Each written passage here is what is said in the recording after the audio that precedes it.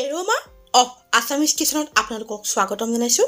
মই আজি আপোনালোকক জালি কোমোৰাৰ ভাজিখন সুস্বাদুকৈ কেনেকৈ ৰান্ধিলোঁ তাকে দেখুৱাব লৈছোঁ।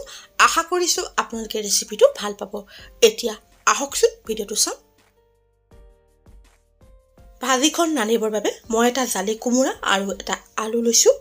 জালি কোমোৰাটোৰ বাকলি গুচাই ধুই মিহি মিহিকৈ কাটি ল'ব লাগিব।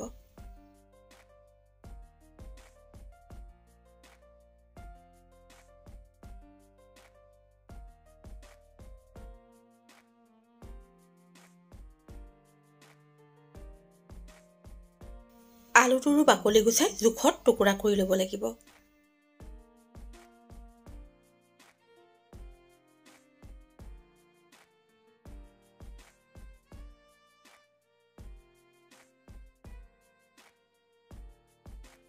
মই গোটেইটো কোমোৰা লোৱা নাই, এচিটা কোমোৰা ৰাখি থৈছোঁ, পিছত দালি ৰান্ধিলে দিব পাৰিম। প্ৰিয় দৰ্শক, মোৰ এই চেনেলটোত আমাৰ পৰম্পৰাগত বিভিন্ন ধৰণৰ সুস্বাদু ৰেচিপিৰ ভিডিঅ' চাবলৈ পাব। এতিয়াও যদি আপোনালোকে মোৰ চেনেল এৰোমা অফ আছামিজ কিচেনক ছাবস্ক্ৰাইব কৰা নাই, অনুগ্ৰহ কৰি ছাবস্ক্ৰাইব কৰিবচোন আৰু লগতে কাষত থকা বেল আইকনটো টিপি দিব। তেতিয়া মই পোষ্ট কৰা প্ৰতিটো ৰেচিপিৰ নটিফিকেশ্যন মই ভিডিঅ' পোষ্ট কৰাৰ লগে লগে আপোনালোকে পাই যাব। আলু যদি নাখায় নিদিলেও হয়, মই এফাল আলু দিছোঁ। আপোনালোকে নিজৰ হিচাপত আলু কম বেছি কৰি ল'ব পাৰিব।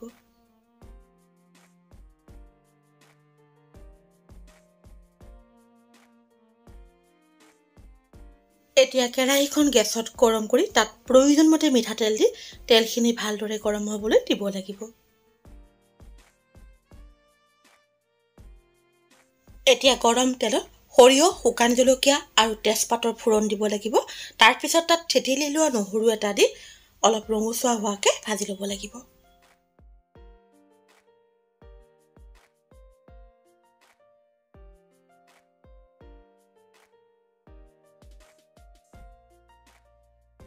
নহৰুখিনি ৰঙচুৱা হ'বলৈ ধৰিছে। এতিয়া তাত কাটি লোৱা কোমোৰা আৰু আলুখিনি দি লৰাই দিব লাগিব।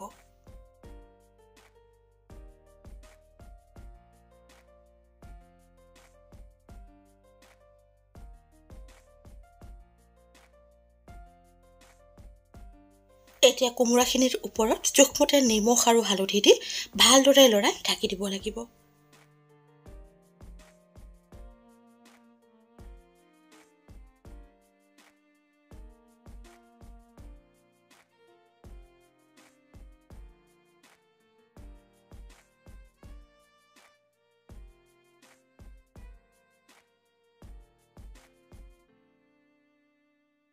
প্ৰায় 5 মিনিটমান সময়ৰ পিছত কোমোৰাখিনি ভালদৰে লৰাই ঢাকি দিব লাগিব আৰু গেছৰ জুই কমাই দিব লাগিব।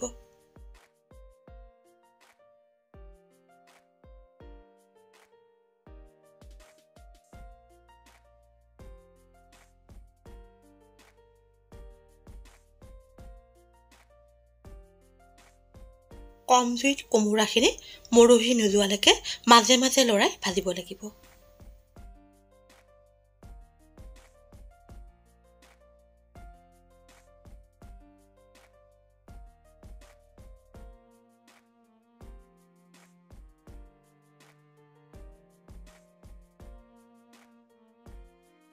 কোমোৰাখিনি মৰহি কেৰাহীত তেল বিৰিঙি উঠিছে। আলু এডোখৰ ভাঙি চোৱা হৈছে, আলুও সিজি গৈছে। এতিয়া কোমোৰাখিনি ভালদৰে লৰাই তাত পদিনা পাত অলপমান হাতেৰে ছিঙি দিব লাগিব।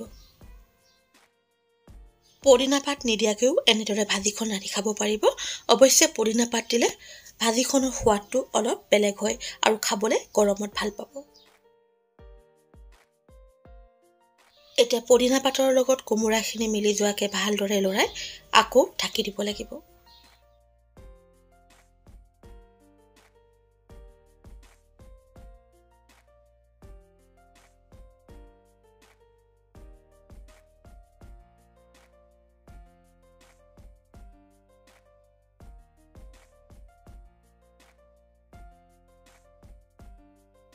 দুই মিনিটমান সময়ৰ পিছত ভাজিখন ভালদৰে লৰাই গেছৰ জুই নুমুৱাই দিব লাগিব।